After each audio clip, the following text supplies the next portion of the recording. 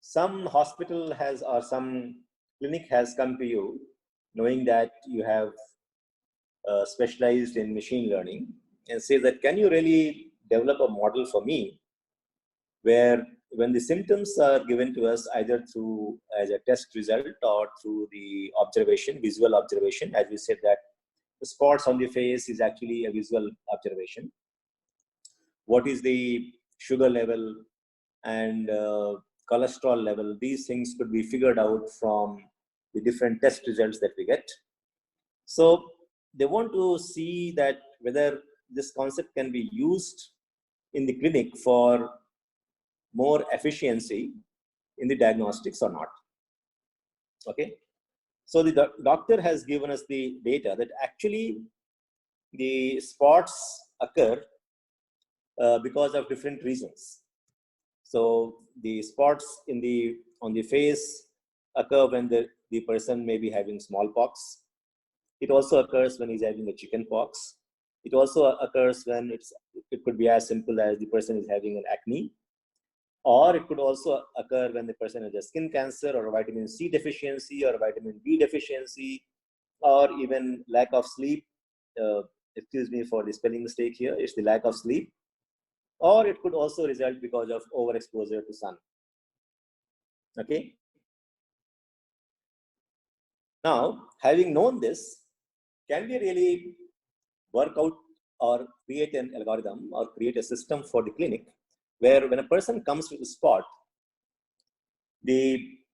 or for that matter, similar other symptoms, can we create a system for them that before it actually goes to a doctor, we would like to see that whether the treatment can be initiated on a given line. That is, whether the treatment, now that we are seeing the spot on the face, and we see that it could be either because of a smallpox or an acne or vitamin D deficiency, or for that matter, there could be several other reasons. Where do we start the treatment? Because the same symptom could be arising because of multiple reasons. We will see as we go along later that actually if we combine that symptom with something else, our results become much more accurate. But today, for the time being, we will just try to see that we will limit ourselves to just one symptom, that is the spot on the faces. And we see that the spot on the faces can arise because of different reasons. And then we take data. Then we ask the next question to the doctor that, okay, we do understand that the spots can arise on the face because of multiple reasons. But can you share with me the past history of your patients where we can do an estimation of what is the probability that a person will have these things when they had different diseases? So now the doctor shares the entire maybe past history from different sources, including his own clinic. And then we find that if there were 100 cases of smallpox, in 90 cases, it was seen that the person had spots on his face. So the probability that the person had spots, given that he had smallpox, is 90%.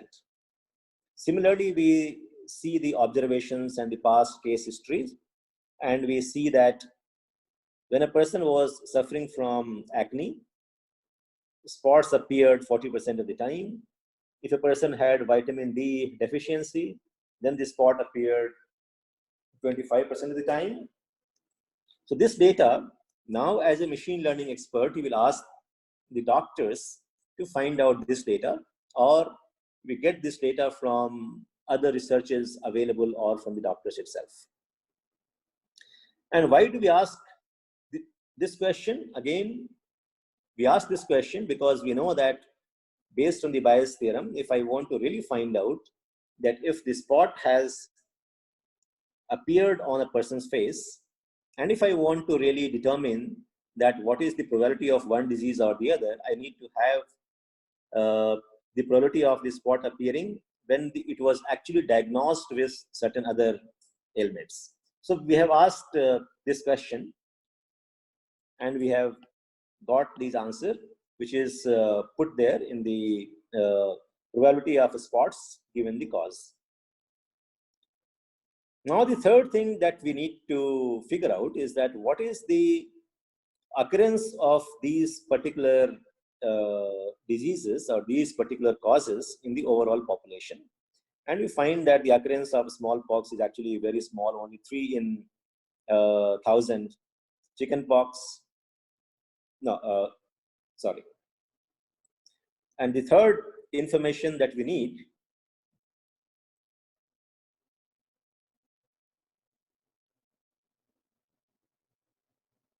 just one second. Yeah. And the third information that we need is what is the occurrence of the spots itself in the total population. And we find that 30% of the people will have their spots on the face because of one reason or the other. What is the reason? That we don't know, but we know that 30% of the people will have the spots on their faces because of some reason or the other at any given point in time. And therefore, that proportion is 30%. Now, having these 3 pieces of information, now I can find out what is the probability that he has smallpox or chickenpox or acne or skin cancer or any of the other diseases, given that a spot is visible on the person's face. Okay, so we have applied the Bayes theorem for each of these, and if you see the formula on the top, it is showing E26, which is what is the probability of the cause in the general population.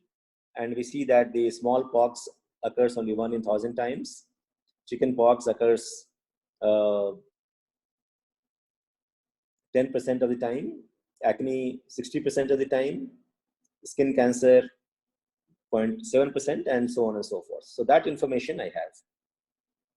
Second piece of information that we have gathered from different sources or from the doctor is that what is the probability that when that particular disease was diagnosed, then a spot had occurred.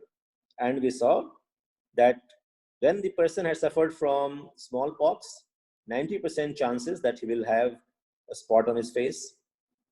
In the case of the cancer, the same thing will appear 30% of the time. In case of acne, it will appear 40% of the time, and so on and so forth. And then we also got the information that in the overall population, the chances of somebody having a spot on the face is 30%.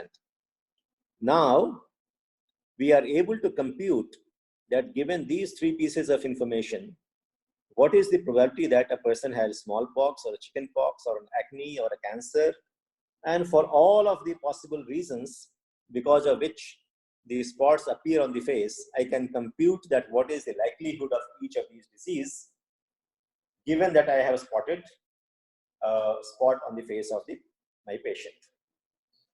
Now we see that actually the most likely reason is acne, which is the chances that a person had a spot on his face, and it is because of acne is actually 80% compared to smallpox only 0.3%, chickenpox only 23%, skin cancer 0.7%, vitamin D deficiency 10%, and so on and so forth. So the question is that rather than getting too much worried about that the person might be having something very serious like a skin cancer or a smallpox, the first impression that the doctor should be getting is that, okay, it is actually more likely because of acne. And then we can define a threshold that if our confidence level is more than 80%, or if my confidence level is more than 90%, then we start treatment for that particular disease right away, while I may still want to go for a further investigation to understand that whether it is a cancer or not. Okay, and suppose the threshold in the clinic is 80%, or we recommend that you start treatment the moment it is the confidence level is 80% or more. In that case, the treatment for acne could be given right away. And of course, doctors, I mean, this was a very simplistic example we have given, but if we combine that with the result of maybe 2 or 3 other tests, our level of confidence will definitely go up much, much beyond 80%. Now, some of these basic things are not just in theory. Bill Gates Foundation is using these principles in diagnosing people in Africa in a very big way, especially in a continent like Africa, places like Rwanda, where this experiment was started. There is a dearth of doctors. There are hardly any trained doctors for the size of the population that they have. So what Bill Gates Foundation have done is that they have trained a large number of paramedics who can do some basic tests and who are trained on finding out the different symptoms. And then they're supposed to feed those symptoms or the results of the test into an AI-enabled computer, which is monitored from, not from Africa, but monitored from India and US, where once the data is entered, then the system promptly says that this is what your course of treatment should be. And as we are aware that most of the cases for which people go to the doctor is linked to the flu or a fever or a running nose or some small problems, and the chances of occurrence of a very serious health issue is actually much less. So here, suppose if we combine these things with also the age of the patient. So for example, if we say that if the age of the patient is less than 30 years of age, and then the probability that it is acne is actually much higher than 40%, then our results will also be much, much accurate. So as we, because we know that the acne appears, especially in the younger generation, and it rarely appears, beyond 40 years of age. Then we know that if we combine the age as another factor, then maybe some of these things will also become more refined. So coming back to the real application that is already being used by Bill Gates Foundation, they see that after these results of the different symptoms and the tests are fed into the application, then just like we did here, that the chances that a person is having acne is 80% compared to a chance that he will have smallpox is only 0.3%. That gives a fair degree of confidence that what the line of treatment should be. That is, having seen this data, we are not going to start the treatment for smallpox right away. Maybe first we will start the treatment for acne. And if I have some more information available, my level of confidence would be much higher that what is the line of treatment which can be taken. So some of these things. Now, something that we will also keep talking about is that if the algorithm is throwing this kind of result, should we really take it on face value, or should we do further validation by human beings? We will have to introduce some of those steps as we go along, and then we see that how do we really combine the outcome of the machine learning with the human intervention. Those would be, as we go along, we will see that under which circumstances we should introduce a compulsory human intervention, which are the cases where the human intervention should be done only after the result is beyond a particular threshold, or what are the cases in which we don't really need to have any human intervention and the machines can take all the decisions. These things we will try to get a better understanding as we go along. But for the time being, it might be sufficient to say that given the kind of impact that our decisions may have, we need to have a human intervention or a second opinion from a human being, or some more rigorous result from the algorithm itself. The first example that we are talking about is that in the case of the e-commerce, having known that a person has bought a trouser, should I show him the next recommendation for a shirt or a trouser? That's a very easy decision. At worst, what will happen? I will lose some sale. But it's not a question of life and death. So suppose if we even make a mistake and show him the advertisement of a socks and not of a shirt, not much is lost. We just lose some possible revenue. But in this case, suppose the person was having a skin cancer, because the probability of having a skin cancer is still there. It's not that even 0.7%, it is still a probability. 7 out of 1,000 people will still have that. Now the question is that if I do not take care, and suppose if I start treatment for acne and the person actually had skin cancer, that's going to become a very big problem, because here it's a matter of life and death. So these are some of the questions that we will have to also keep thinking about when we use machine learning, when we use these algorithms for prediction. We are not going to put a blind faith in our algorithm. We also have to see that under what circumstances it is being used and what is the impact of our decision, and therefore what is the level of confidence that we should have, at what point of time we need to have human intervention, at what point of time it can be left to the machines itself to take a decision. So in the case of the e-commerce, I can leave it completely to the machine to take a decision that what would be the next recommendation which I show to the person, having known that he has bought a trouser.